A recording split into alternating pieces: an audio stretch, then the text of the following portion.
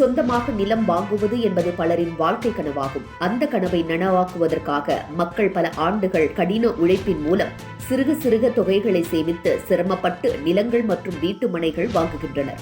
ஆனால் பத்திரப்பதிவு செய்யும் கட்டணங்கள் பல லட்சங்களை எட்டியவுடன் பொதுமக்கள் அச்சமடைந்து தவிக்கின்றனர். இந்த நிலையில் தற்போது நிலவும் வழிகாட்டி மதிப்பை காட்டிலும் கூடுதலாக 30% வரை வசூலிக்கப்படுவதாக கூறப்படும் புகார் மக்களிடையே அதிர்ச்சியை ஏற்படுத்தியிருக்கிறது. ஆட்சிக்கு வந்தபோது நிலங்களுக்கும் வீட்டு மனைகளுக்கும் வழிகாட்டி மதிப்பை நியாயமாக நிர்ணயிப்போம் என்று உறுதியளித்த திமுக அரசு அதற்கு மாறாக தொடர்ந்து வழிகாட்டி மதிப்பை உயர்த்தி கொண்டே செல்கிறது என்ற குற்றச்சாட்டை எதிர்க்கட்சிகள் முன்வைத்து வருகின்றன. இதனால் ஏழை நடுத்தர மக்களின் சொந்த வீடு வாங்கும் கனவே முற்றிலும் நசுங்கி விடுகிறது என அவர்கள் வலியுறுத்துகின்றனர்.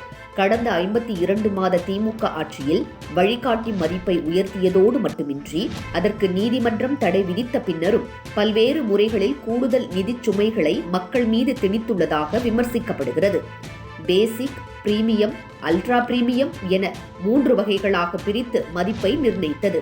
பெருவாரியாக தனித்தனியான மதிப்பீடுகளை வகுத்தது. அடுக்குமாடி குடியிருப்புகளுக்கு முன்பு தனித்தனியான பதிவு நடைமுறையை ஒரே பதிவாக மாற்றி கூட்டுப்பதிவு கட்டணத்தை விதித்தது உள்ளிட்ட பல்வேறு நடவடிக்கைகள் பொதுமக்களுக்கு பெரும் சுமையாக மாறியிருக்கிறது.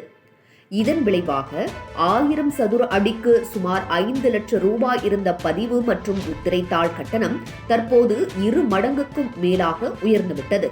இந்த நிலையில் நிலங்களின் சந்தை மதிப்பு உயரும் தன்மையை சுட்டிக்காட்டியும் சிலர் வங்கிக் கடனுக்காக அதிக மதிப்பில் பத்திரங்களை பதிவு செய்வதை காரணமாக காட்டியும் தற்போது வாய்மொழி உத்தரவின் அடிப்படையில் புதிய பத்திர பதிவுகளுக்கு வழிகாட்டி மதிப்பை விட 30% அதிகமாக கணக்கிட்டு அதற்கேற்ப முத்திரைத்தாள் மற்றும் பதிவு கட்டணம் வசூலிக்கப்படுவதாக குற்றச்சாட்டு எழுந்துள்ளது. பதிவுத்துறை இணையதளத்தில் வெளிப்படையாக வெளியிடப்பட்டுள்ள மதிப்பை மீறி சார் பதிவாளர்கள் கூடுதல் கட்டணம் கோருவது வீடு மற்றும் நிலம் வாங்குபவர்களிடையே பேரதிர்ச்சியை ஏற்படுத்தியிருக்கிறது. எதிர்க்கட்சிகள் இதை கடுமையாக கண்டித்து வருகின்றன. எந்தவித எழுத்துப்பூர்வமான உத்தரவு அரசால் வெளியிடப்படாத நிலையில் இவ்வாறான கூடுதல் கட்டணம் வசூலிப்பது சட்டத்திற்கு புறம்பான செயல் என்று அவர்கள் குற்றஞ்சாட்டுகின்றனர். முதலமைச்சர் இந்த விவகாரத்தில் உடனடியாக தலையிட்டு பதிவுத்துறை இணையத்தில் அறிவிக்கப்பட்டுள்ள வழிகாட்டி மதிப்புக்கு ஏற்ப மட்டுமே முத்திரைத்தாள் மற்றும் பதிவு கட்டணம் வசூலிக்கப்படும் வகையில் நடவடிக்கை எடுக்க வேண்டும் என்று வலியுறுத்தி வருகின்றனர்.